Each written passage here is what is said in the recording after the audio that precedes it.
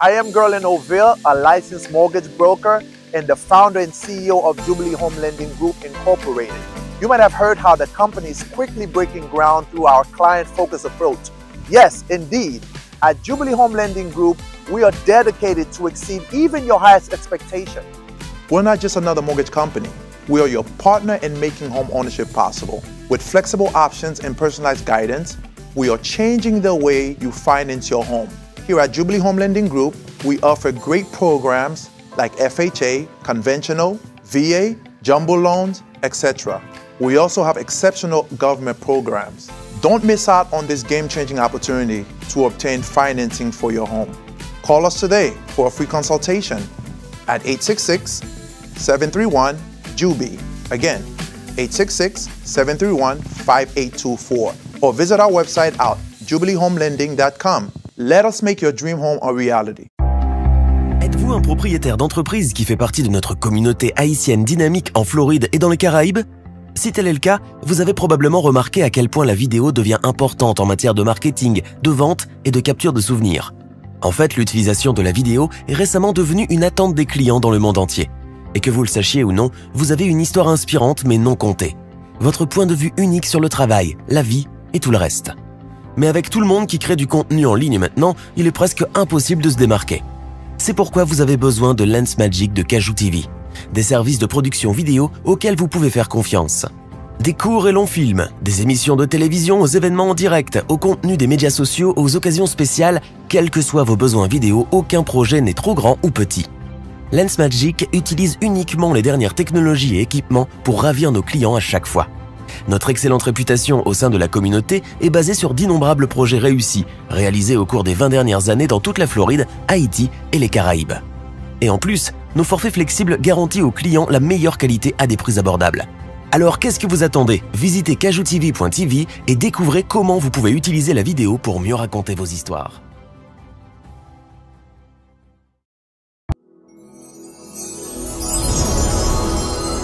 Moi-même, Césaire, depuis jeudi, vendredi, 8 est arrivé, je vais faire l'autre bagaille qui est garder Connexion Plus. C'est Chita pour me garder Pasteur Benjamin.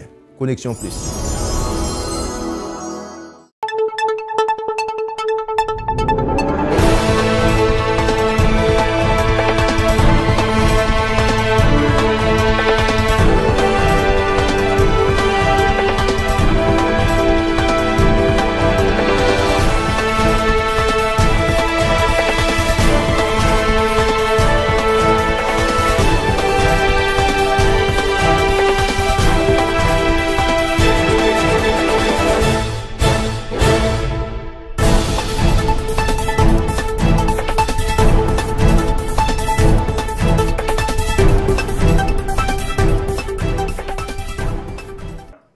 Bonsoir, je suis Pasteur Raymond Benjamin qui vous souhaite la plus cordiale bienvenue sur Connexion Plus.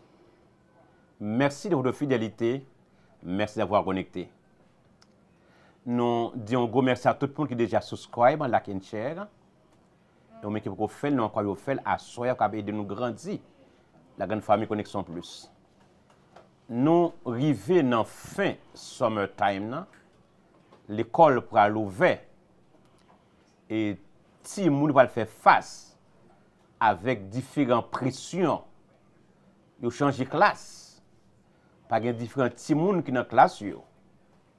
Et après encore dans pays, dans sport, dans break time, nous devons équiper petit moun sa yo dans un monde qui est aussi tête en bas, pour capable faire succès. Et le sujet de ce soir s'intitule ainsi How to overcome peer pressure and get to know your values. Qui gens ou ka fait face à pression camarade yo et qui gens pour connaître valeur. Grand pile jeune garçon, jeune fille, il est bien commencé dans route là, dans journée. Mais avec des rencontres que vous fait malheureusement rencontre ça yo troublé qui fait que yo dévié des objectifs yo et ça conduit n'est-ce pas dans mauvaise direction. Il y a qui end up dans prison, il y a qui va finir high school, et you name it. Il y a un panel qui est très rempli. Nous avons d'abord des jeunes professionnels et un jeune garçon de 17 ans qui est là, qui c'est un senior high school, right? Et qui va parler comment on est capable overcome peer pressure and get to know your values. C'est avec, alors je commence à ma droite, c'est avec honneur et un privilège de commencer avec la sœur Pauline chirurgien, un thérapeute, un counselor, et avec qui nous allons parler, on fait un petit bas de bouche avec ce sujet ça. Bonsoir sœur Pauline et bienvenue Connexion Plus. Bonsoir Pasteur Vincent, plaisir pour moi la soirée, comme d'habitude, et venir là partager avec les familles nous, audience là, c'est un plaisir pour moi. Merci. All right, always a pleasure, right? Yeah. And I'm a young man, I'm getting old, seriously. Chris was a little boy years ago, and yesterday, and now here he is, big boy. Good evening, Chris, and welcome to Connexion Plus. Who is Chris? Welcome. Good evening, Pastor. It's a pleasure to be here. My name is Christopher Dawson, and I'm 17 years old. I'm looking forward to sharing what I gathered about peer pressure and how to know your worth and values. Welcome, Chris. Thank you. And as you know, Sister Krista, she is the lead of the youth, and she is here once again tonight to speak about peer pressure and how and get to know your values. C'est avec honneur que Gabriel comme président jeune nous là. Bonsoir président et bienvenue à Connexion Plus. Bonsoir, pasteur. Avec cœur content, moi, je suis à la voix, soir. Et on a un peu de pour nous parler, mais c'est un plaisir pour moi, soir. Un réel plaisir. Yes. Comme l'école pour l'ouvert, nous connaissons que nous avons des jeunes mamans. Alors, nous avons déjà? Yeah, I'm not mistaken, right? All right. So, can you present yourself, and Sister Pauline? Who are you? What you are doing? Okay, go ahead. So, comme nous dit, moi c'est Pauline chirurgien, moi mariée. Vous mariée? Oui, depuis 11 ans. With my best friend. Yes. Brother Andrew Mark, right? Yeah, Brother Mark. Brother Mark. Et nous avons des petits garçons ensemble. Et Mark Andrew qui va gagner 10 ans, mon Dieu. Wow. Et puis, petit nous qui gagne à peine 8 ans. So, moi, son thérapeute, je travaille avec Timoun, l'âge 0 avec 5 ans, et famille. Et pour moi-même, toujours un plaisir, un privilège pour être capable de partager ce sujet parce que en plus dans la famille, nous, si on connaît, on peut faire plus bien pour tête et pour tout le monde. Et chaque fois, nous avons un thème comme ça que nous sommes capables de partager avec la famille, qui sont capables d'aider tout le monde, par exemple, tout le monde content. Parce que la société, nous, c'est dans les jeunes. Et si nous avons un jeune qui est solide, qui valait tête, qui peut gérer tête, nous avons un futur qui est solide. Amen. Je suis vraiment content pour la soirée. Amen. Belle applause à Sister Pauline. Amen. Wonderful. Chris, you are a young folks, right? Young guy, so 17. Okay, can you introduce once again yourself, Chris? I'm Christopher Dawson. Hello. I'm 17 years old. I'm not married. Oh, no. I didn't ask you for that, Chris. Yes. Just to know. Yeah, I look forward to being here tonight because I really want to share how to overcome peer pressure because it's a really hard topic to address nowadays. There's a lot of bad examples out there really influencing our generation and making it turn for the worse. Amen. You know what? I'm very excited to be here tonight, right? Me too. Okay. Sister Krista? Comme nous connaissons déjà, nous sommes Sœur Krista Tilus. Moi mariée, just like Frasley, nous sommes mariés parce que même là, 11 ans. Son complot? Oui, on plan. Oh, c'est pas un plan, son complot. Yeah, c'est pas un complot, son plan, right? Oui. I have two petits moun biologie. Moi j'ai Julian Tylus and Brian Tylus. Et puis j'ai Jefferson and Junior from marriage. À soi, je suis vraiment content pour nous parler de ce sujet ça parce que en tant que jeune qui levé dans la communauté, nous t'ai grand pile peer pressure growing up, but with the blessing of God, nous t'ai ka face them. M'ta aimé pour ça que t'es passé mieux, pour m'te ka aider ti moun qui a vini yo, pour gon se ba qui t'es passé nous t'ai struggle avec pour nous pour pas besoin struggle pour yo connaître nous là tout. Très bien. Yeah. Très bien. Ça moi j'aime c'est que ce sont des jeunes mais yo adonné à la jeunesse, yo dédicacé yo tête yo pour non seulement pour aider jeunes garçons, jeunes filles mais pour parler l'autre langue tout. Donc si dans choir dans youth choir of Saint-Domingue Mission Baptist Church, ou non mais côté mieux là, est-ce que en Afrique, est-ce que en France, ou côté mieux là. So peut-être parler plusieurs langues. Vous cherchez plusieurs langues. Cela veut dire que c'est un plus bon environnement pour caler pour petit monde. First question, what is peer pressure? Well, I guess it's like a specific definition, but what it is the idea that, so, en pression, donc on dit par exemple, un mot à fond bagay, et ou ta vle faire tout, ou gen wakone que ça va faire pas bon, but because you want to fit in, because you want to belong, parce que vous voulez dire, ok, ça c'est amis, me la fait la veille, so you kind of fall into that. So peer pressure is like that idea, you getting pressure from your peers, which is, you know, for kids, their schoolmates, for moun ki l'école yo, et tes amis yo, moun ki nan classe lan, yon nan bagay ke ti moun nan l'âge sa, et struggle with is, you parle ki moun yo they're figuring out who they are, you know, trying to figure out, okay, ki moun ki même jan avem, ki moun, ki kote m bilan, ki kote m sensi mal, ki kote m sensi m bien, et an pil fwa yap chèche, connaît mais yo pas connaît vraiment identité mais pas connaît so en plus plus facile pour yo just go with the flow. It's easier to, you know, si j'aime me faire à gauche tout, même si on connaît pas bon but because moi vle gon on amis moi vle gon moun qui avec moi suivre ça pour me capable rester avec. C'est comme ça moi même moi t'a défini peer pressure. Wonderful. How about you, Chris?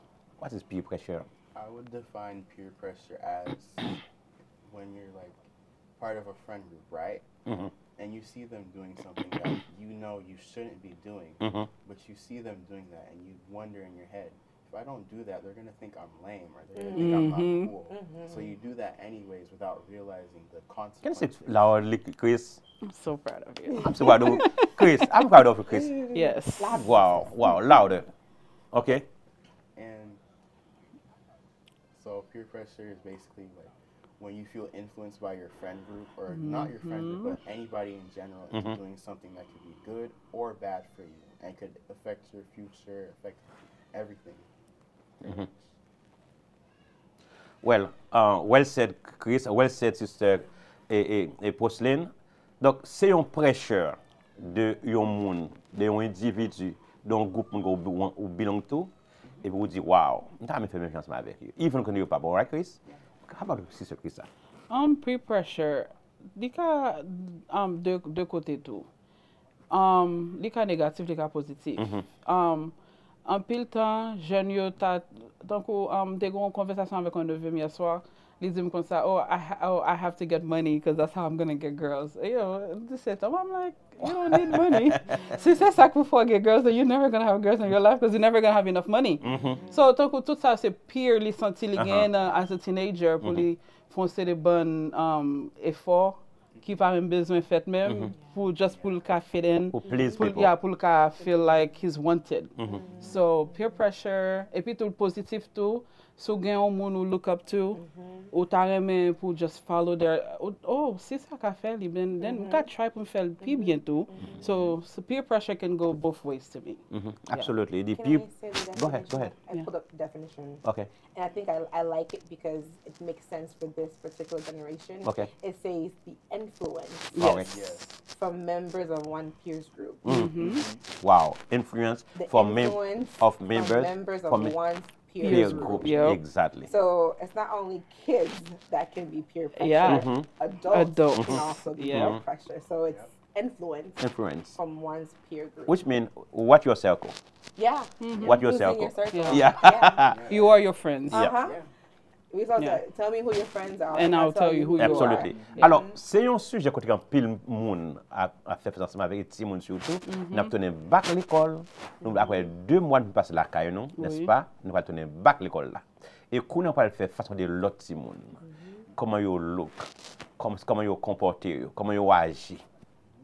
Et ça va influencer petit petit pour l'école là. Ça va influencer petit gars, petite fille. Son parents nous compte, ils vont juste garder comme ça, ouais, il a changé le comportement.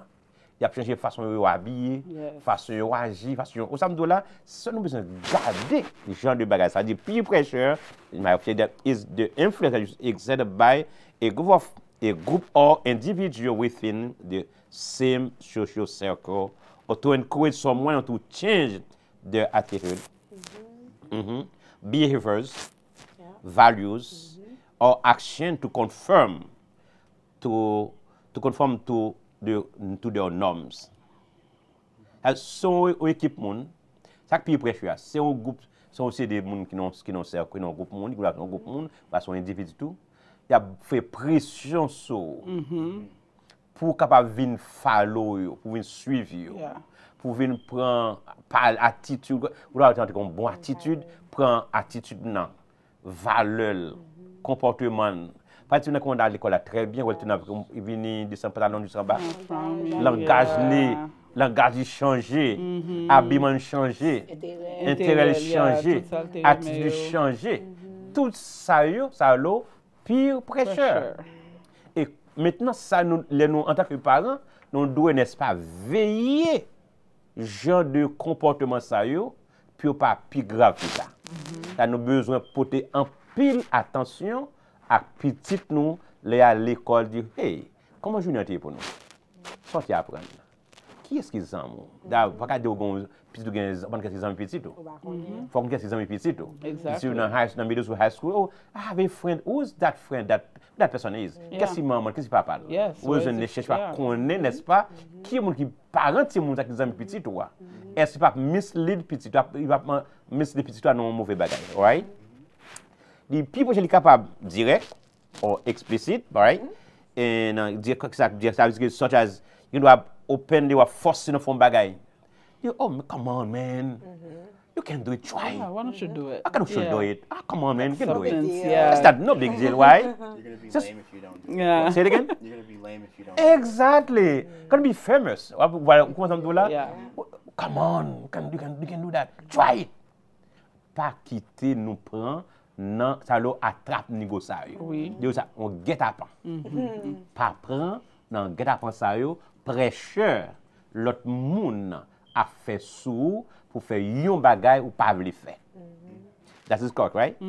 OK, ça veut dire mais dans ça l'eau indirect, c'est implicite, ça veut dire que moun nan lui-même ça l'eau li son pressure pour fit comme pour fit in by observing others people, by observing others. Ça veut dire que et garder ou pas de façon, il pas parler. Mais il dit m'ta agir méchantement avec lui. No. You have to get to know who you are. De connaître qui vous êtes. Exactly. Aux là, mais est-ce que on a parlé tout à l'heure de peer pressure qui est pas positif ou négatif? Can you tell me about that? Positive peer pressure. Yeah, I think in a sense that tell me who you are, tell me who your friends are, tell you who you are. So if you have people around you who are positive, who think positive things, who wants I have an example. When I was in high school, I lived in a neighborhood where they weren't really focused on school, but I was, you know, because I know that my mom wasn't gonna play with me like that. But the girls that were in my neighborhood they didn't think the way that I did. So I had to remove myself from that group of friends because we were not aligned, right? I was there for school. I was there for something very specific.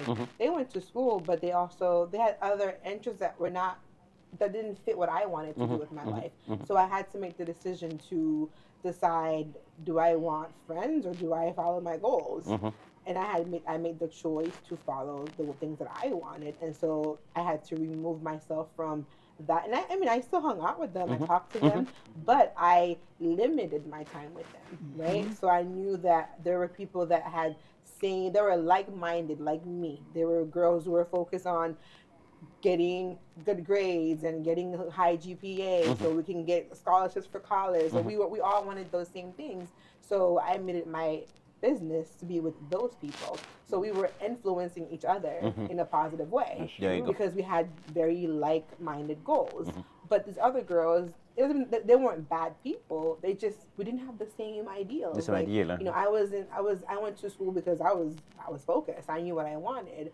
They were just in a different path than I was. So when I got with people who were just like me, we were helping each other. We were studying together. Yeah. We were going to the library together. We were joining clubs together. We were doing things that we knew would look good on our resumes, that would look good for when we applied for scholarships. So that's what we were doing. So overall, we were being positive to each other. So in a way, peer pressure can be positive. Absolutely. You know? And I think it's a positive thing because I'm like, I see my friend getting an A, and I'm like, shoot, I want an A. Like, I really want to get an A in this class. So what do I do?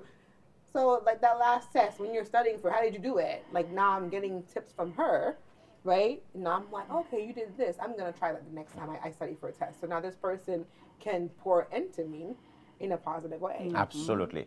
Absolutely. Ça veut dire que nous, alors, dans la vie, la vie qui s'allume peer pressure là-dedans. Yes. Everywhere. Il peut dépendre des gens qui handle peer pressure là. How you take it.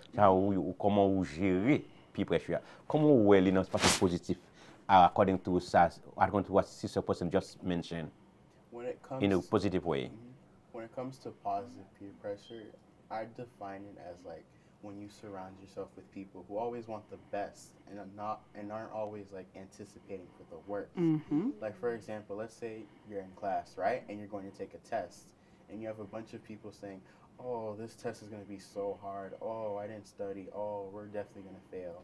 You shouldn't be surrounding yourself with those types of people. You should be surrounding yourself with the type of people who are like, oh, I'm going to study for this test. Oh, I'm going to actually try to pass this test. Oh, I'm going to actually try to bring my grades up, and so on. Wonderful. Sister Krista. It's two things. You have to look for people. Your surrounding has to be compatible. First, it's like, oui, moun gen moun ki kon moto yo positif nan komanseman, men eske yo positif vre? Eske yo gen best interest for you? You have to be able to discern ki moun ki bokoto. Sa se yon jan anko ou ka concur. Pour mwen positif la, c'est like your parents. That was my biggest people I look up to. Moun ki zami ou l'eglise ou our leaders, and believe it or not, Pastor Ben, I'll have to say, my biggest one was Nelson Mandela. Till this day, yeah. Till this day. Parce que moun fait tout en prison, di sorti li vin président dans pays, so tout ça, that's why I look up to this. For me, that's how I fix my positive peer pressure. People, you know me, yeah. So, it's compatibility. That's the biggest one. Now, comme vient de dire Miss Sister Posline, moun ki autour de vous maintenant est important. Yeah, it's very important. Yeah. Nous allons retourner à l'école, you're going back to school, to watch who are your friends, who are your surroundings. Because ils sont autour de moun qui négatif, il y a des gens négatif. Il est capable de positif, il y a pour étudier, right?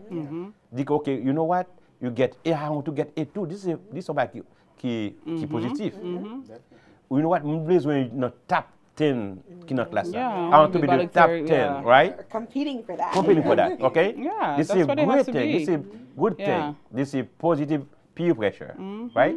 But ce qui est négatif là, c'est que I don't care about success. I don't care about getting good grade.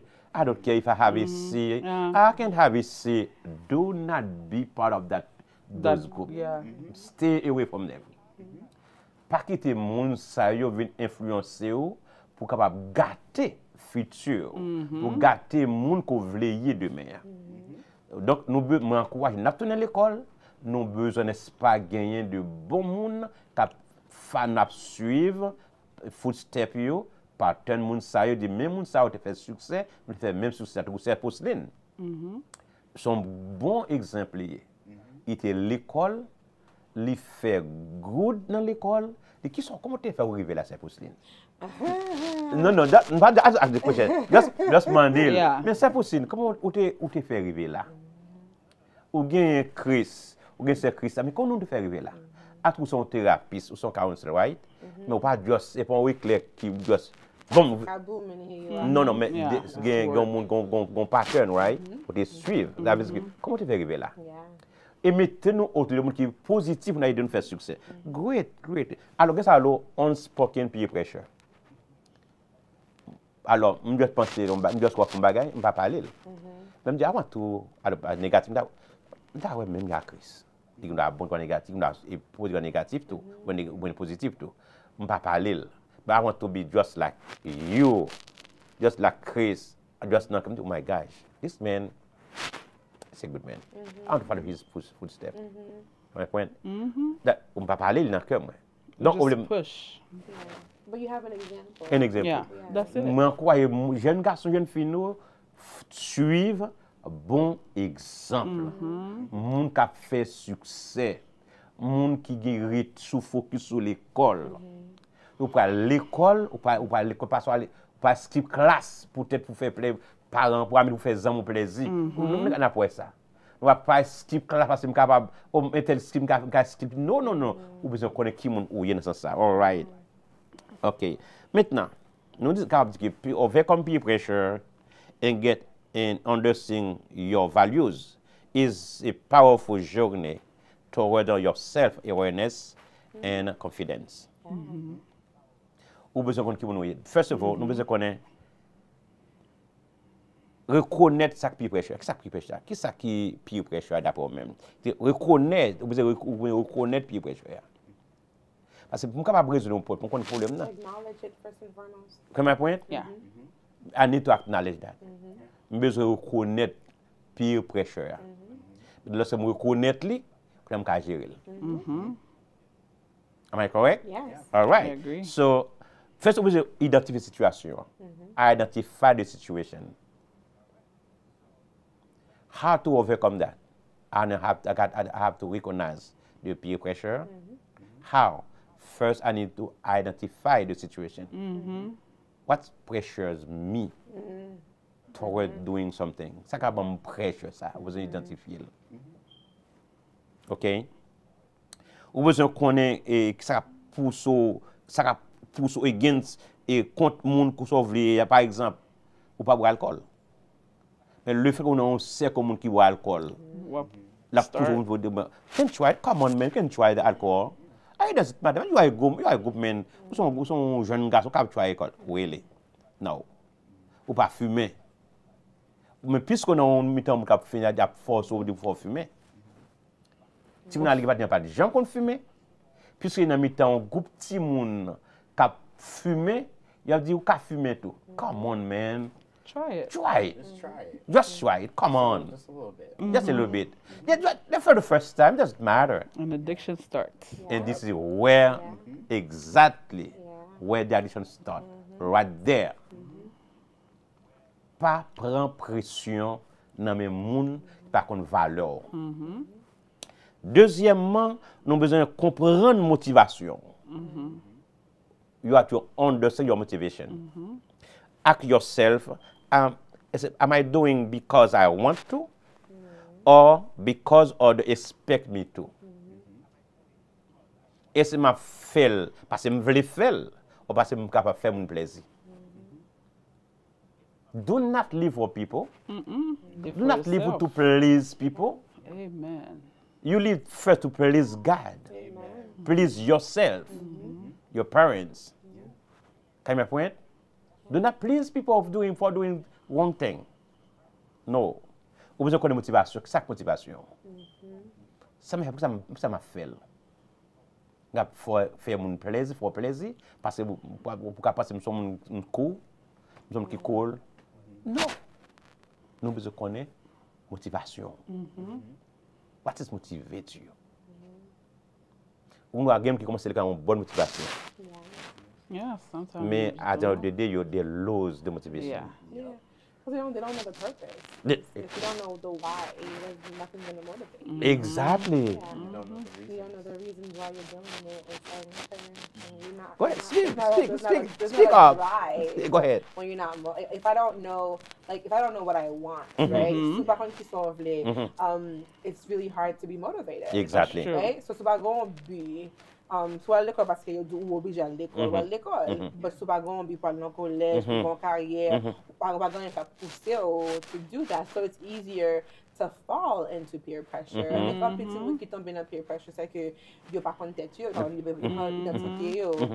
You know pas que t'as dit que it's okay pour on comme un exemple. You know pas moi souvent dans culture nous c'est que nous dit intention nous positif, on dit regardez gens tel level but gentil monde n'a recevoir là c'est que comparer avec ya. So on monde son exemple ou obligé dire qui va faire même genre avec mon nan. On dit côté mon arrivé I want to be successful. Moons are successful. I'm not gonna be right? My path, my journey is gonna be different. Of course. But mon n'a son bon exemple. Tout à fait. Pour me suivre. Mais I think en pile fois ça arrive les parents disent regarde Jean tel, you know, like pour eux même intention c'est que yo voulait pour mon comme un exemple. Mais des fois dans gens yo délivrer message là, il vient paraître plus en comparaison. Et ti mon nan pile fois l'homme était comparaison living rebelle.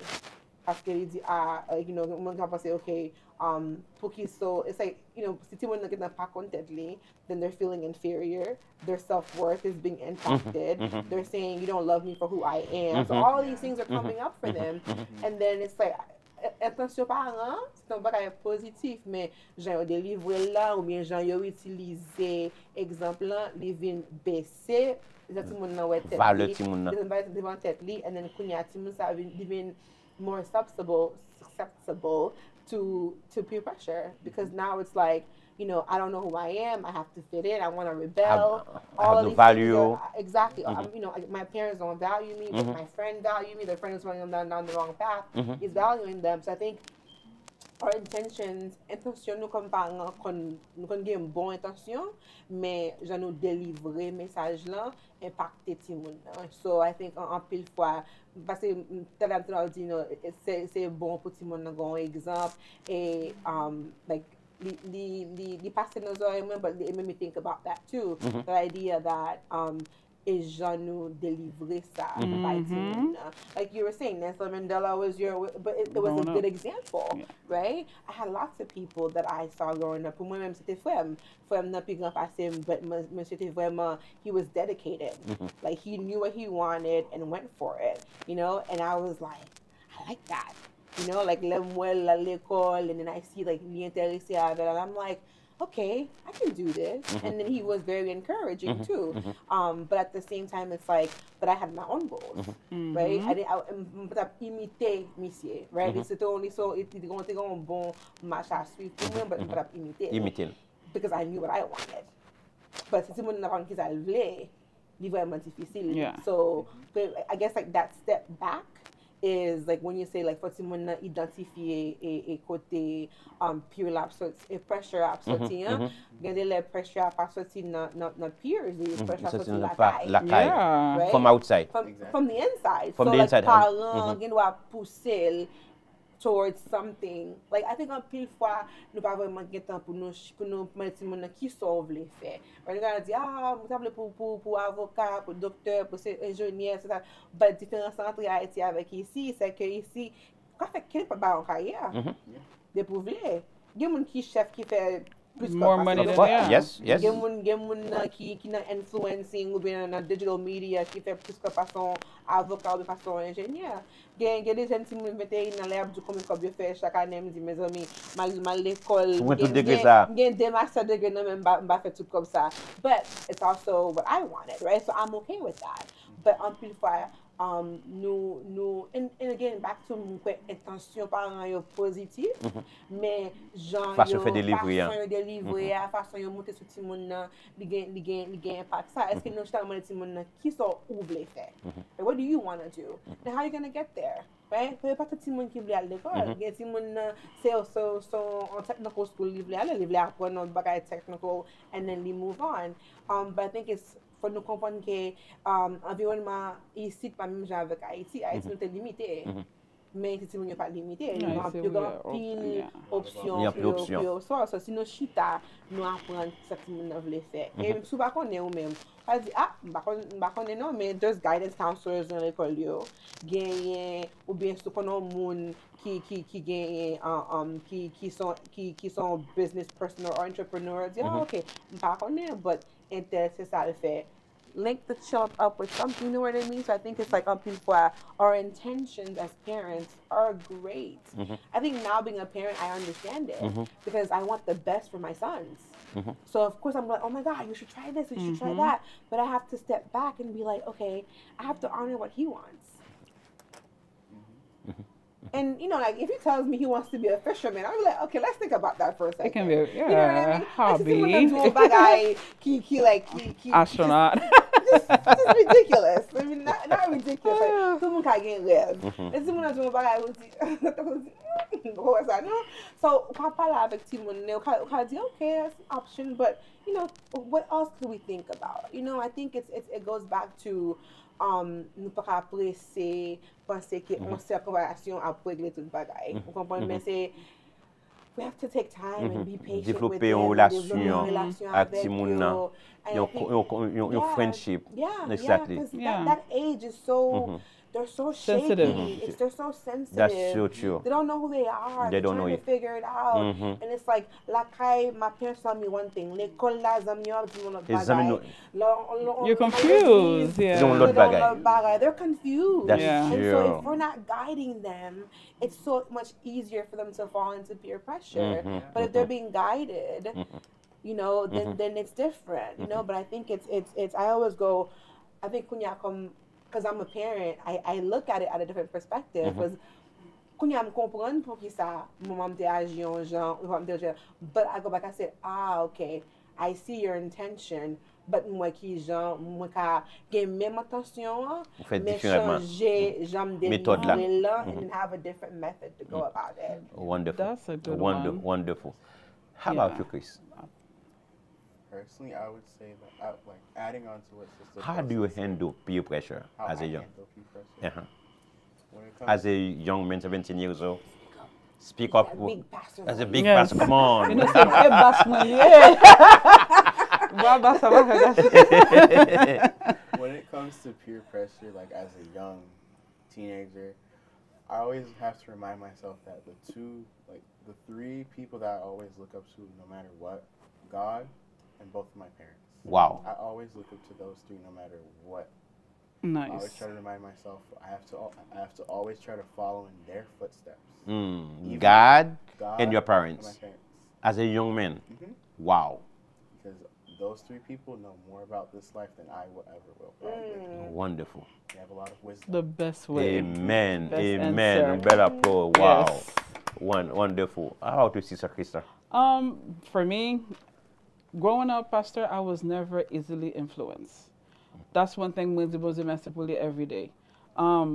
But when I take on game côté moi, especially in high school, when I know high school, qui pas de grand pile noir na époque moi allé à. And pour mettre dans même place avec même un jour matin, t'es gon garçon qui chita, t'es gon bon haïtien qui était dans bateau. Laisse ça. I'm tout côté me I'm proud to be Haitian. M'a toujours dit ça. Work style, you know, I wear blue and red all day, and you know what, who connaît. But na époque maintenant l'école là parce ben, là nous connaît chaque matin nous regarder nouvelles. Ouais tout haïtien, y a des bateau, y a plus minoté. Oh, it was very embarrassing to us because that was my people. But who connaît juste ça? The guys tellement make fun of me. Crystal, isn't that your uncle out there? Crystal, isn't that your auntie?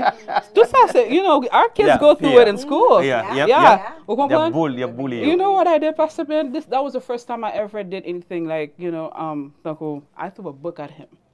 Wow. Yeah, I was so Big mad. time. Yeah, because I was in high school. I was a young girl, you know, but the reason why I threw that book, not only I shut him down, like I'm like, never talk to him again. You're even calling him Hitler in high school. Because I was not to mess with.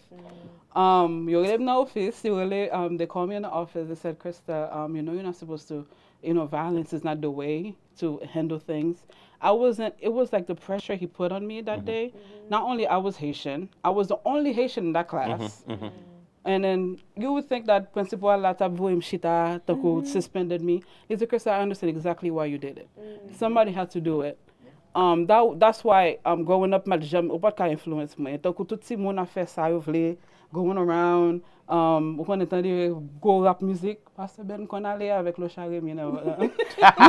Non, notre CD yo qu'on est longtemps dans l'époque moi phrase. I would ask though, sorry, the therapist in me is coming out. I would ask though, what do you think influenced, what do you think was that thing that you had in you that made it hard for you to be influenced by others?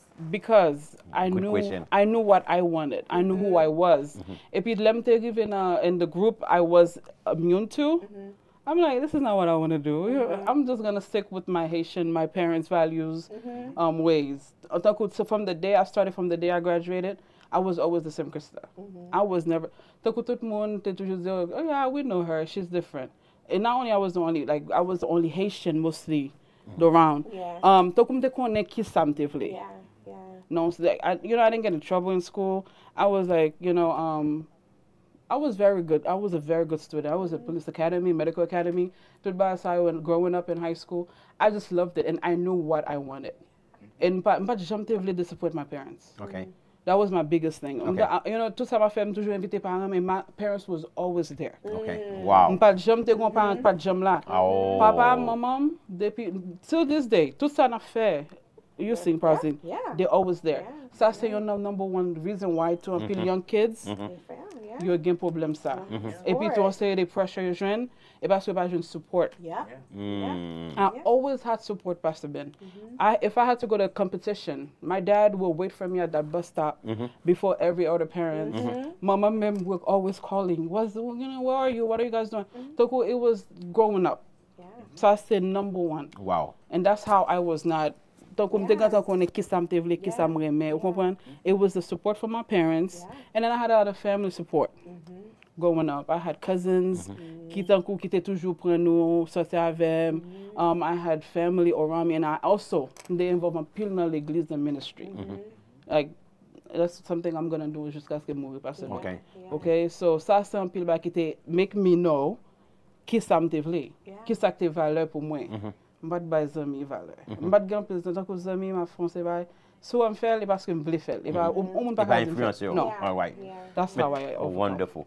Mais maintenant lorsque c'est plus mando, mais qui ça faut gon tel ou strong dans attitude comme ça ou dit c'est parce qu'on gagne support parents. Yes. Là qui très important en tant que parent qui a gardé connexion plus. Pendant petit tu pas entre l'école, il pas sortir dans middle school and high school, il sortir dans elementary pas dans middle school etc. whatever. Mais let me tell you, you pas besoin de support. Yes. Check in school. Go to the school. Check. Listen. Excusez-moi. Vous prenez dans l'école là, s'il vous plaît. Quand vous passez un an l'école, pas je me connais qu'est-ce qui pour cette petite. Yes. Qu'est-ce qui guidance quand on c'est le petit. Il pas aucun sens. Ou comment on fait sur progresser ti moun ça? Ou est-ce qu'il y a une relation entre l'école là et parents? Yes. Et vous connaissez ça partit dans plus en protection tout. You continue à gagner tel parent. Yes. Et puis respect. Puis le respect. That's the key word. Respect. Si vous pas jamais camper, d'ailleurs qui vous défend petit c'est au même qui vous défend petit. L'école gagne pas le sport. Gen tim pas jamais assister dans aucun game. Yo pas pas gen temps. M'a fait m'a travail ou quand m'a travail.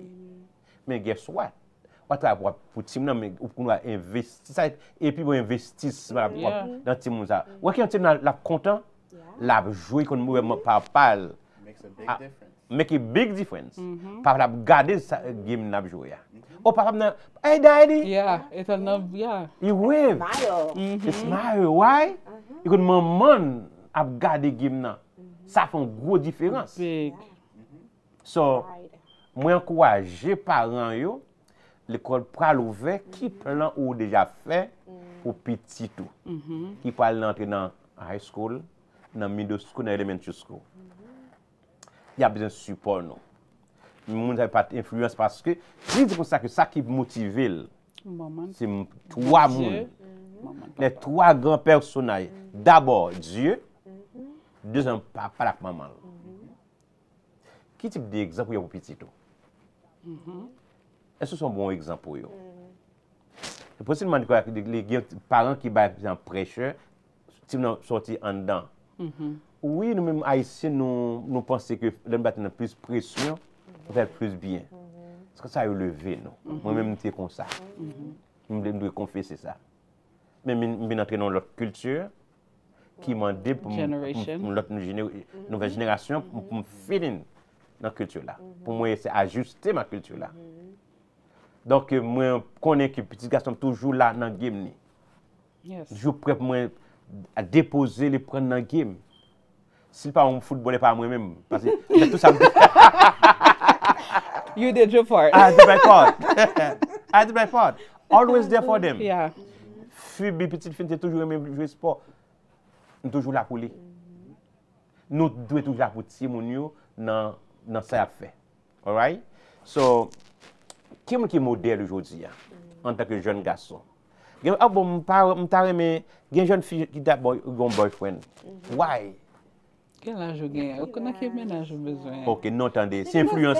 C'est influence. It goes right back to the idea of belonging. Oh my gosh. Like, je cherche un côté, je cherche un monde pour même, pour bonne attention, pour, you know, and all my friends are doing it. All my friends have boyfriends. You know, they get gifts, and they get this, and they get that.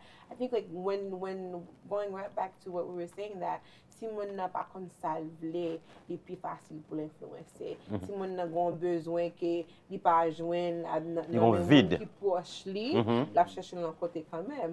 Une jeune fille qui pas senti et gen moun qui remène, la penser OK, on ménage à vraiment et en plus fois c'est pas ça qui est vrai. So I think it's like there's a thing that says that, like, on a travail avec Timon Petit qui dit behind every behavior there's meaning. So toute action si mon n'a mené gon raison d'elle. Et sous chercher comprendre raison, action pas privé encore. So on regarde si mon a des ordres, pour qui ça fait des ordres là? Qui ça va chercher? Pas si mon qui dit je dis m'a juste fait des ordres pour ça raison. Gon raison d'elle. Si nous prenons temps de nous chercher comme raison, et pour une raison, nous n'avons pas besoin de faire des autres longues actions encore pour chercher besoin, parce que la besoin ni. So, en pile fois, nous, et ça ne veut pas dire que pas de conséquences ou bien punition. Son balance. Like, there's going to be consequences for your actions, but at the same time, I'm going to find out why are you acting like this. Right? So, si mon typiquement pas des autres, on sait le coup où est accident a changé. Find out what's going on. You know, find out what the need is. Like let's say mon bébé la paye ça fait ou bal manger ou changer d'aiper ou you know, ou fait aussi faire dormir aussi tout bagay. Mais let's say mon n'a vinn plus grand on dit les plus grands but it doesn't change. Absolutely. Si mon toujours gain même besoin mais you just réaction différent, you agis non genre différent. And yeah, going back to now celebrate là on parle when you want to know your kids you got to spend time. Sure. Ça c'est l'ampil. That's a big problem, especially right now in the economy. Comprendre un pile parents vraiment pas qu'à gagner temps. You know, it's very hard, but spend time with your kids. Know your kids. That's the best. That's the best investment. If you don't know, it's not quantity, it's quality. Quality time. Yeah. Donc si c'est pour moi c'est pour moi acheter un gallon de lait, acheter un gallon de jus pour me carrer avant, then I have to do it. Because I've realized even my two babies, like donc là où I'm spend time avec eux, m'a jouer avec eux, attitude differently. Yeah. But depuis où I'm busy, m'occuper ma phone autre bagay, yo bal craser Kayla. That mean, mom, you too busy for me? Okay, I'm gonna give you something to do. You have to pay attention. Yeah. Pretty much. Yeah. So exactly. it's a time thing, pastor. It's just et puis tout non seulement temps. Gan pile pas contre petit yo. Ti moun nan kay la, but pas contre ça petit yo ka fait. Donc on moun ka vinn poto plainte pour ti moun na, but pas contre pour qui ça ti moun na fait. So moun di m kon sa petit mwen vini yo bon on coup. Yo ba petit ou pile mwen li pa di m'excuser. Ou bien li di on parole qui pas supposé di. Gen parents devant moun nan ou ka just kouri goumen bati moun nan. Pas supposé do ça. Non. First, gene le gan moun kon bay ti moun menti sou ti moun yo. I would find out my dad pas son lot bag encore papa mette nan nou. Pa me toujours but always give me the benefit of the doubt. Il toujours parle avec moi, il toujours comprendre moi. On monde qui vient dire Christ a dit bagarre pas m'a dit oui si c'est vrai, l'a dit non c'est vrai. Si c'est pas vrai. And that's another thing too. Our Haitian community, we have to work hard on. Know your kids, spend time with your kids, and literally you have to like entraîner depuis c'est tout pour qu'on ait A to Z. And not to know your kids, we also have to acknowledge that sometimes your kid is the bad influence. Yep. Yeah. Yep. Get a pour like people, oui.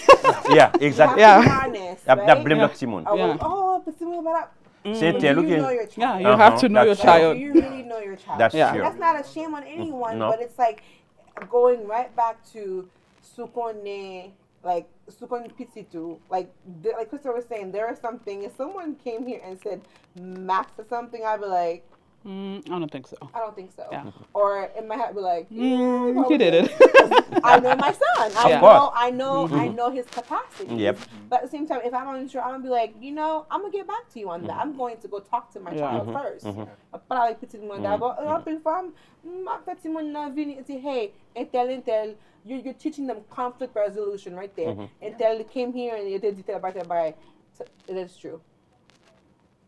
But my child has to feel safe enough with me to know that I'm not gonna react or I'm not gonna act a certain way. But I think en pile fois, nous tout passer, parce que tout le monde dit c'est pas, tout pas nous c'est les enjouer, et pas yo même capable finir sur l'autre monde.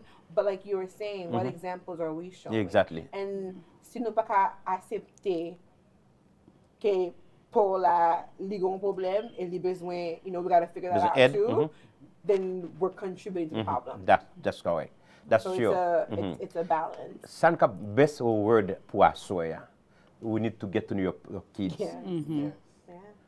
Ou soulier nous. Intimately. Ou besoin qu'on ait petit tout. Get to know your kids. How fast to get to know my kids? I give them food, I feed them, I buy them shoes. Not enough. Bare minimum. Yeah, No. not enough. Il pas suffit. Can I ask Christopher a question? Go ahead. Sorry, my mind goes into spirals. Christopher, as a young person who lives this day in and day out, what has kept you from falling into peer pressure? I just think about how it's going to affect me in the long run. Ooh. Nice. Wow. And not the present. The future. It could feel like something good now. Can you say it louder? It could feel like something good now, but years later you're going to remember this and you're going to regret it. Yeah. Wow. Yeah. Wow. What's Lynn? And how do you then be a positive influence to those who are around you? How do you help someone else, whether it's in your circle, your intimate circle, or outside of your circle, or at church? Because you are a future leader. Yeah. I see a lot of the younger boys looking up to you. How do you, as a future leader, start to instill or to pour some of that into the generation that's coming behind you? What I try to do is I always try to make myself open to everyone. Wow. That's I always true. Try to, present myself in a way where people will be like, I really like what that guy is doing. I want to be more like him. I really feel comfortable talking You to want to be him. an example? Yeah, good example. Yeah. Wonderful. Wow, wonderful. I'm proud Wow. of you. Oh my God. We get close. Oh my God, we have only a few minutes left. Second, we have to get clear on your values. That's, you just mentioned it. Get clear on your values, who you are. If you don't know who you are, you can be misled at any time. Nous besoin connaître. Alors, l'un des parents besoin connaître petit tout pour garder un contenu qui valeur que gagne. Avec plus qui valoriser les parents. Qui va petit tout valeur c'est maman et papa. Si maman dévalorise, qui ne pas bon valeur. Si maman pas bon valeur, papa pas valeur, nous c'est des gens des petits gens pas dire ça. Quand figi ti ba un ti ou gon jeune garçon. Quand figi ti en suspend mettez ba négatif sur ti moun yo. Et parole gen pouvoir. Parole gen pouvoir. So dire la gen impact sur ti moun ça. Yeah. Gen façon traiter petit tout Vous faites un low self-esteem. Vous ne dévalorisez. Non. Do you know what? Tu vas faire mistake. Vous faites mistake, OK? Yeah. OK. C'est pas la fin du monde. Get back and keep moving forward. Gotta stand back You up. fall down and you get up. Deuxièmement, nous disons qu'on a besoin d'écrire 3 à 5 core values. 3 à 5 core values. What is ça un core value?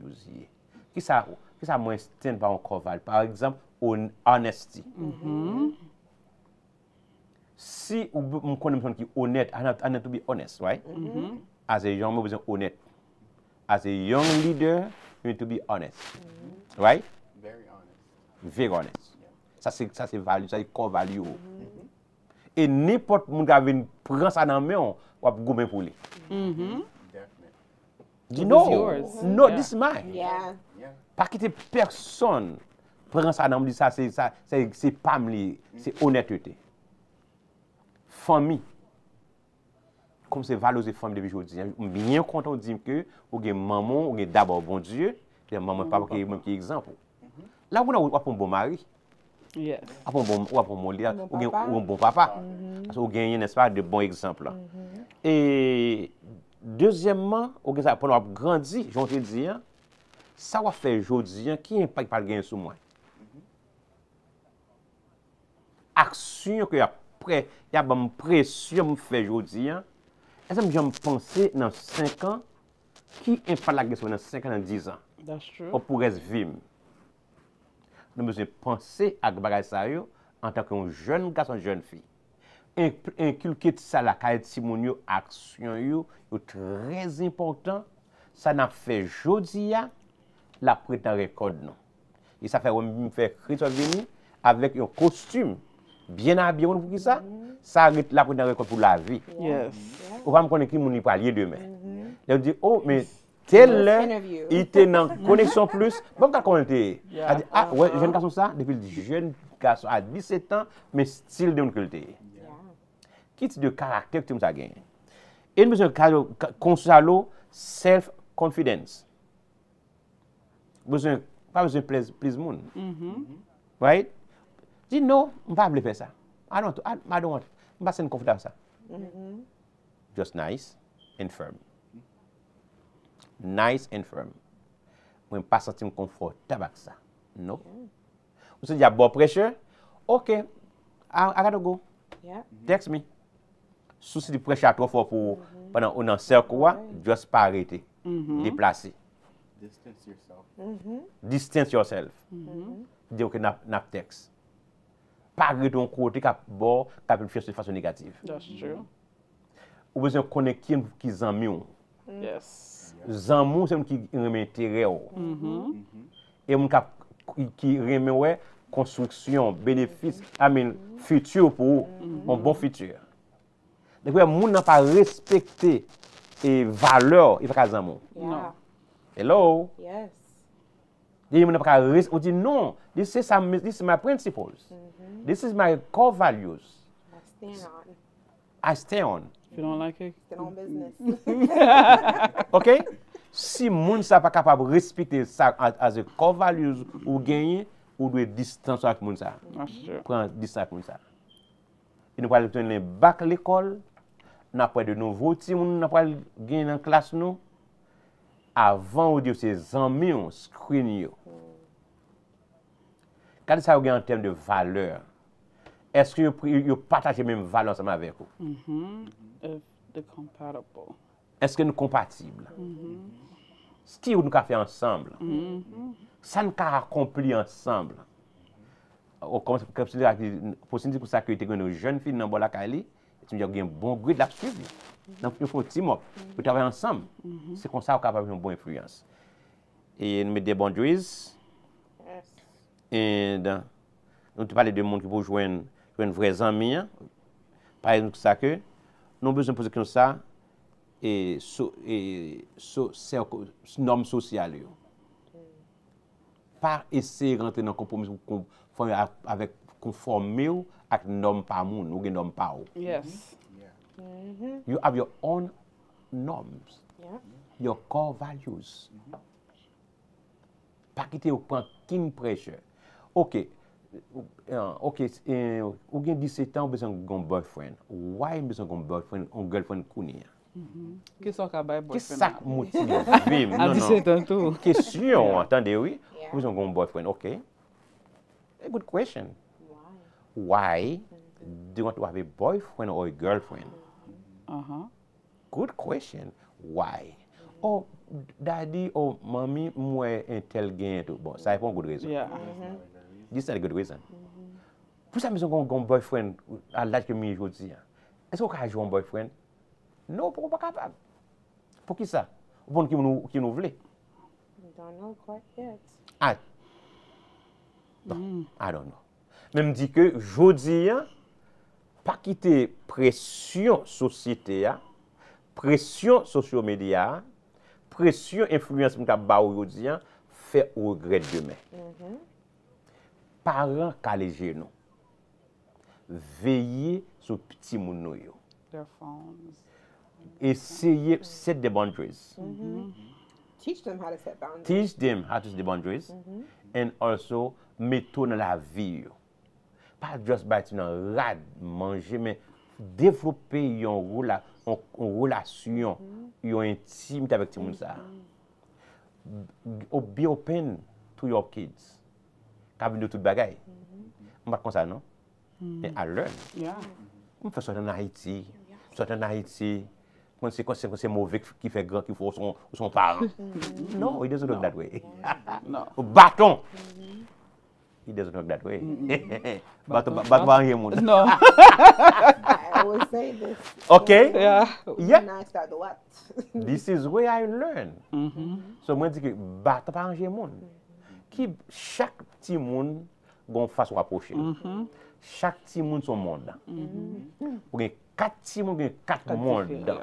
Différents mondes devant, ou besoin de gérer différemment.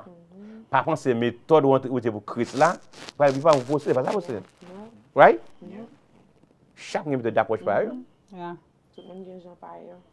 Okay, so go ahead, say question.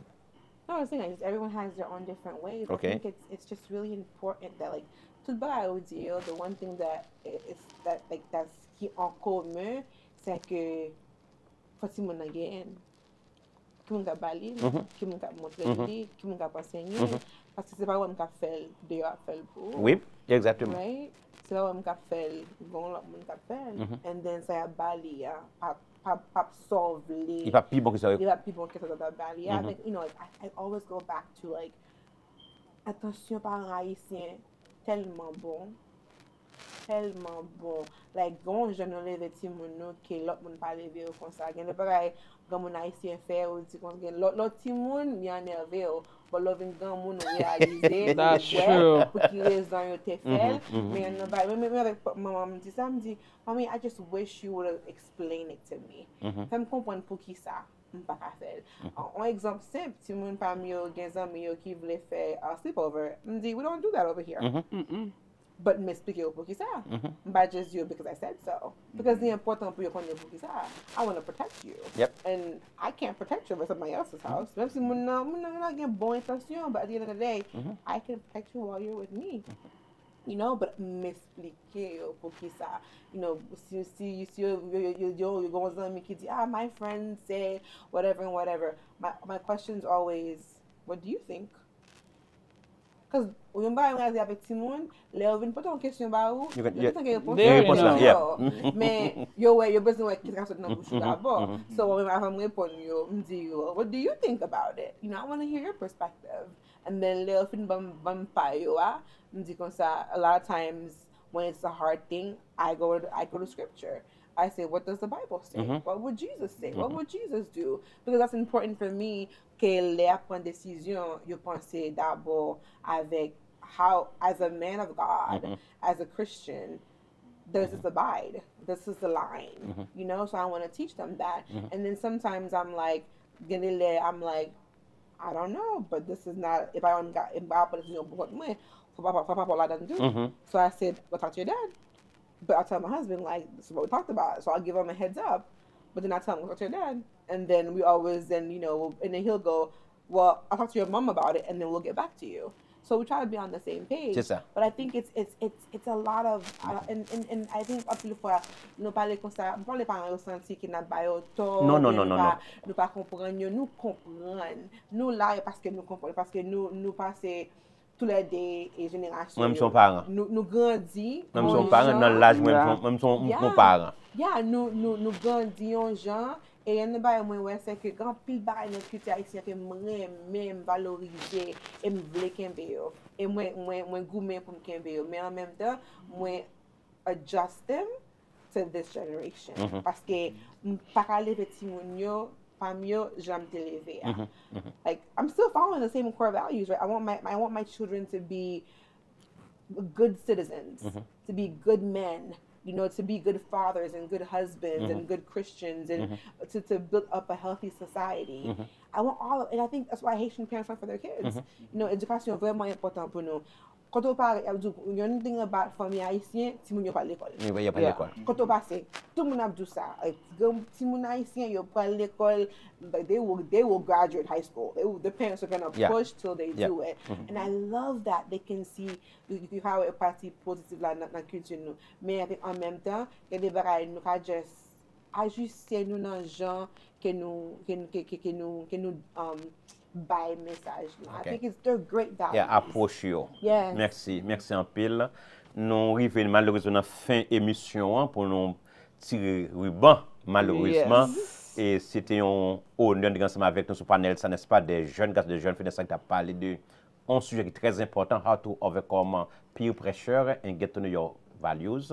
Comment on est capable et comment on est capable de connaître et qui gens qui fait face à pression camarade et qui gens cap pour protéger tête pour connaître tête pour connaître valeur. Donc nous besoin connaître valeur nous. Ou gain valeur, bon Dieu créer avec des valeurs. Et pas quitter personne, absolument personne dévaloriser. Bon Dieu créer nous chaque à l'image de Dieu. Et puisque à l'image de Dieu à sa ressemblance, et bien pas gain ou pas supérieur pas inférieurement. On pas parler le même langage, pas la même couleur pour ensemble avec vous. Mais on gain valeur equal to yourself.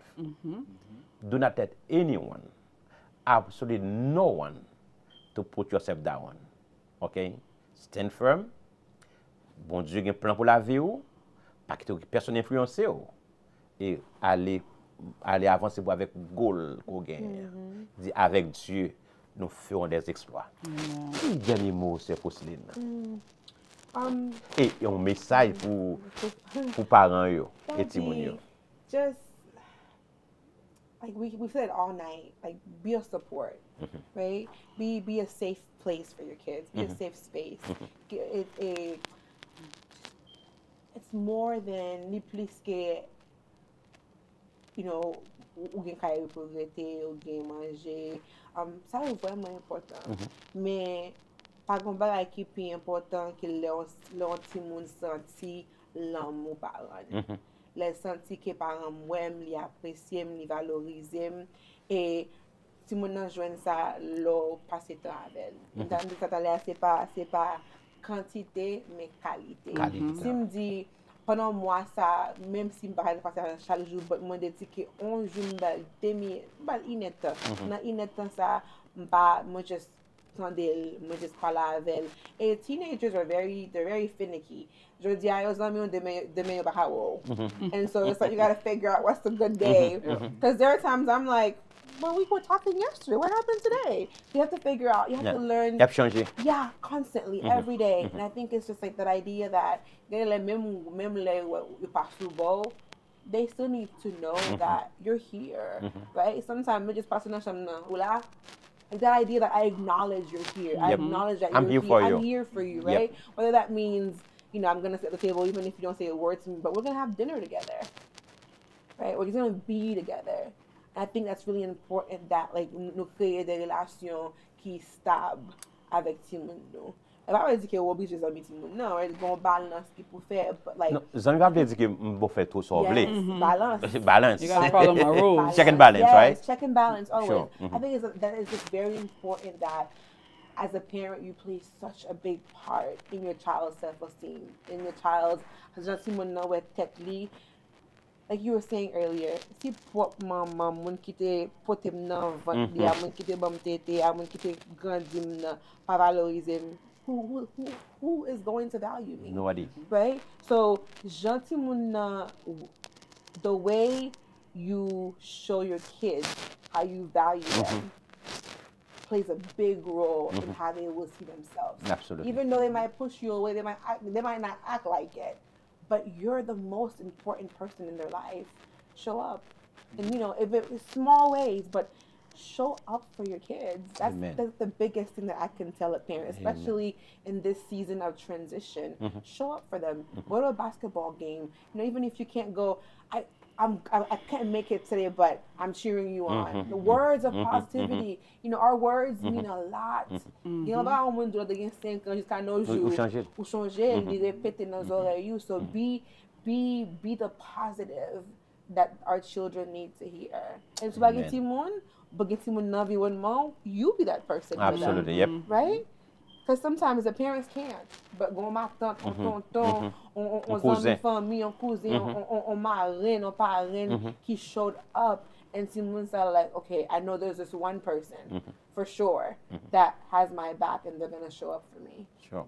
Thank you infiniment. Merci infiniment, M. Pousseline, pour participation dans chose ça, pour aider pour la communauté ça. Et ne pas jamais oublier support groupe ça pour les jeudi pour quand prélude ouverture de l'école là qu'on devrait parler ça yo pour nous connaître que tout le monde ça n'a fait face à des situations difficiles et gens qui là pour attendre qui comprennent. Chris, what is your last word and your message? What I would like to say to all the parents out there is that always check up on your kids. Even if it's just a little, hey, how are you doing? How is your day? Wow. What, do you want to go do anything? That will make such a big difference in their day. It'll just completely brighten, change their mood. And for the kids out there, do not always think about the long-term effects of what you're going to do. Wow. Always think about how it will impact your life, because you don't want to be living a life of pain, a life of suffering. You want to live the best life that you can, because it's the only life you have. Amen. Wow. That's you, Pastor. So, Krista, thank you, Chris. Pour moi, premièrement, parents yo, toujours di petit ou remet yo tout. Parce que gende lele ou al chercher ménage bonheur, c'est I love you attendre dans mon monde. Et ou te kabali la ka y a jeune. M'ge bouvan.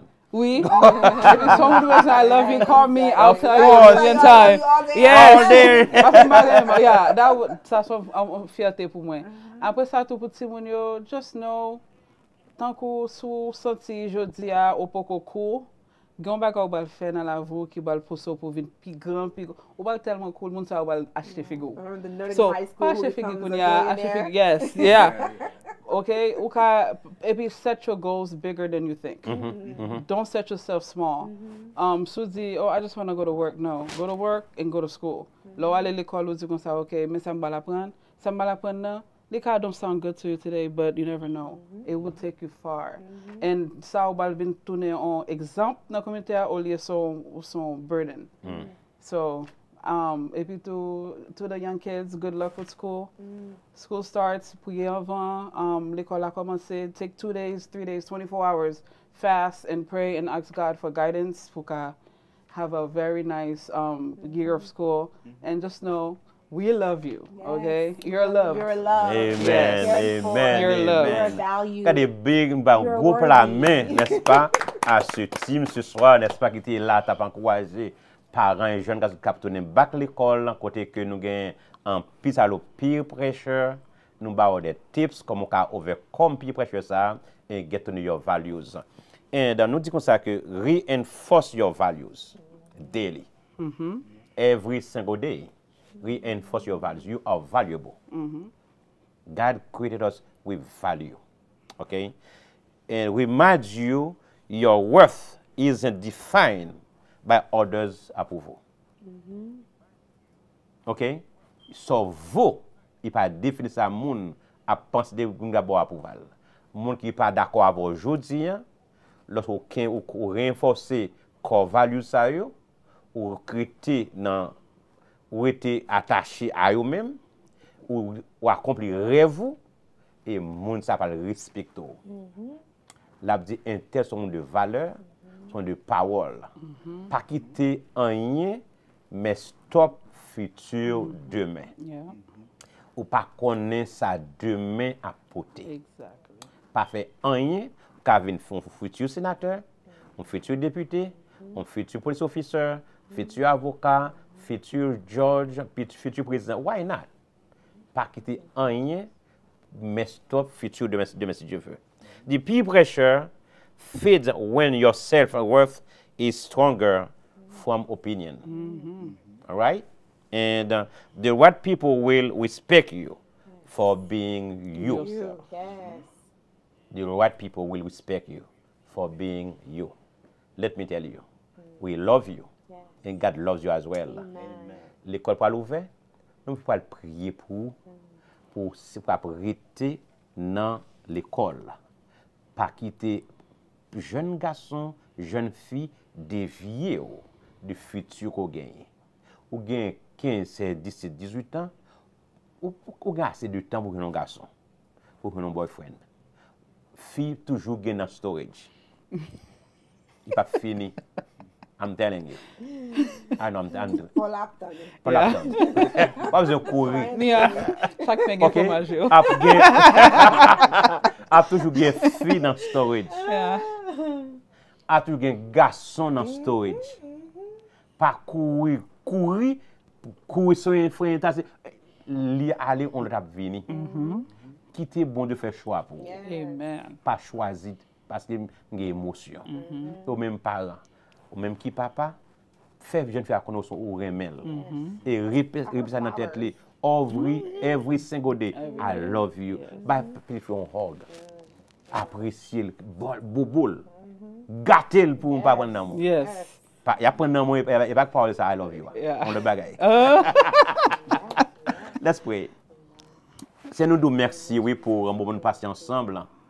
On a parlé de ce grand sujet, how to overcome peer pressure and get to know your values. Seigneur, il y a des jeunes garçons, des jeunes filles qui ont fait face à des situations qui sont très difficiles. Dans la transition l'âge, Seigneur, ils ont senti qu'ils ont fait toute bagaille. Ils voulaient expérience toute bagaille. Demande dans le nom de Jésus, la sagesse nécessaire.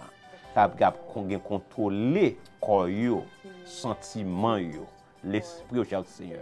Fait connaître que le Seigneur tout n'est pas fini.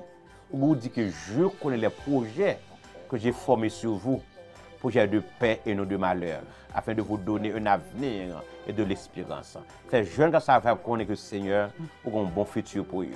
Parce qu'il y a rien gâté futur ça cher Seigneur. Vous va tenir back l'école, que sans couvrir, que sont protégés, cher Seigneur, pour devenir de meilleurs citoyens, de meilleures citoyennes demain.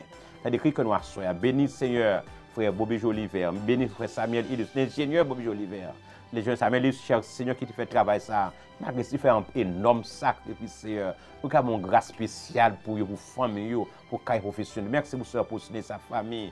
Merci pour créer son jeune garçon, Seigneur, que son couvrir Christian, Seigneur, que son continuer à agir fidèlement pour lui. Et tout ça, lui va faire succès au nom de Jésus. Merci, Seigneur, pour ce Christa. Fait d'énormes sacrifices, de longue drive, là, pour bénir pour nous, cher Seigneur. Bénis toute la jeunesse, Sinaï, tout jeune qui a gardé connaissance plus à soi, cher Seigneur. Bénis pour nous, l'éternel Dieu Tout-Puissant, que grâce va tomber sur vous, cher Seigneur. Protéger dans l'école, Seigneur, dans le boss, dans la classe, cher Seigneur, faire une bonne et aux années l'école, au nom de Jésus. À lui seul soit la gloire de siècle. Amen. Merci de regarder Connexion Plus. Bon rendez-vous demain soir, même pas Connexion Plus. Bonsoir. Au revoir.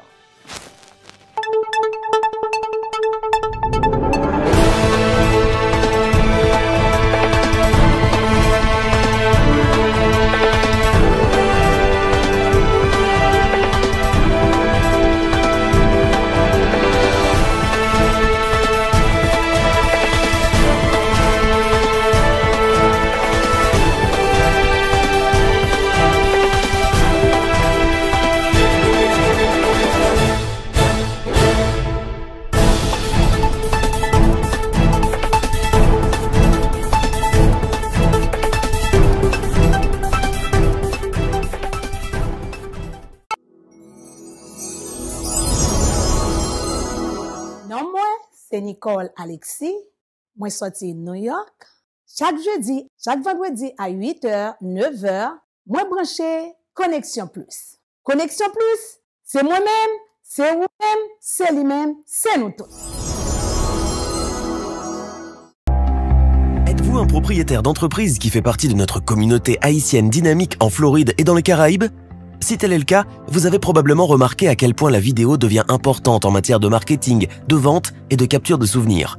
En fait, l'utilisation de la vidéo est récemment devenue une attente des clients dans le monde entier. Et que vous le sachiez ou non, vous avez une histoire inspirante mais non contée.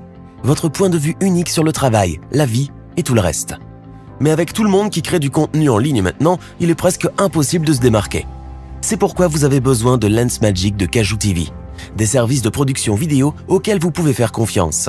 Des courts et longs films, des émissions de télévision aux événements en direct, au contenu des médias sociaux, aux occasions spéciales, quels que soient vos besoins vidéo, aucun projet n'est trop grand ou petit. Lensmagic utilise uniquement les dernières technologies et équipements pour ravir nos clients à chaque fois. Notre excellente réputation au sein de la communauté est basée sur d'innombrables projets réussis, réalisés au cours des 20 dernières années dans toute la Floride, Haïti et les Caraïbes. Et en plus, nos forfaits flexibles garantissent aux clients la meilleure qualité à des prix abordables. Alors qu'est-ce que vous attendez? Visitez kajoutv.tv et découvrez comment vous pouvez utiliser la vidéo pour mieux raconter vos histoires. I am Gerlin Oville, a licensed mortgage broker and the founder and CEO of Jubilee Home Lending Group Incorporated. You might have heard how the company is quickly breaking ground through our client-focused approach. Yes, indeed. At Jubilee Home Lending Group, we are dedicated to exceed even your highest expectation. We're not just another mortgage company. We are your partner in making home ownership possible. With flexible options and personalized guidance, we are changing the way you finance your home. Here at Jubilee Home Lending Group, we offer great programs like FHA, conventional, VA, jumbo loans, etc. We also have exceptional government programs. Don't miss out on this game-changing opportunity to obtain financing for your home. Call us today for a free consultation at 866-731-JUBI. Again, 866-731-5824. Or visit our website at jubileehomelending.com. Let us make your dream home a reality.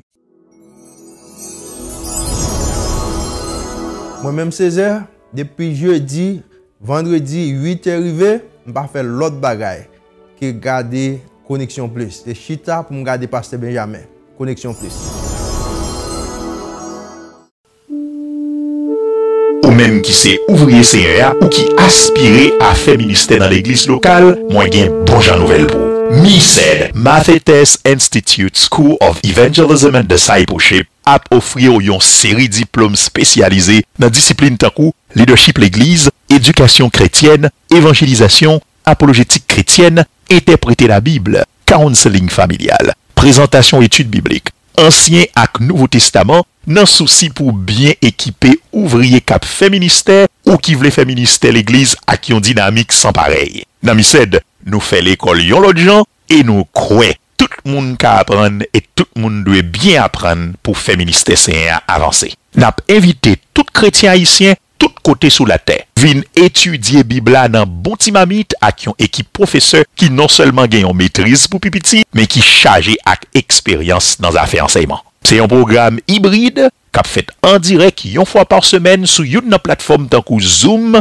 Team, Google Meet, et puis tout chaque étudiant a bien un tableau de bord pour le bambiler et faire devoir quiz ak examen. C'est là tout, il y a bien accès à tout document et ressources pour tout couillot. En plus, document principal chaque grain coup. Kounuyo a fait en créole ak en français et très bientôt en anglais pendant 12 grains mois seulement. Qui pi bel cadeau qu'a offri tout ak ministère bon Dieu que préparer pour servir royaume Christ là ak excellence et ak passion. Pour inscrire au MISED et joindre plus de détails ak information, seulement taper mathetesinstitute.com. Yundilot, MISED, une école pour étudier la Bible avec excellence et passion. Nouvelle session.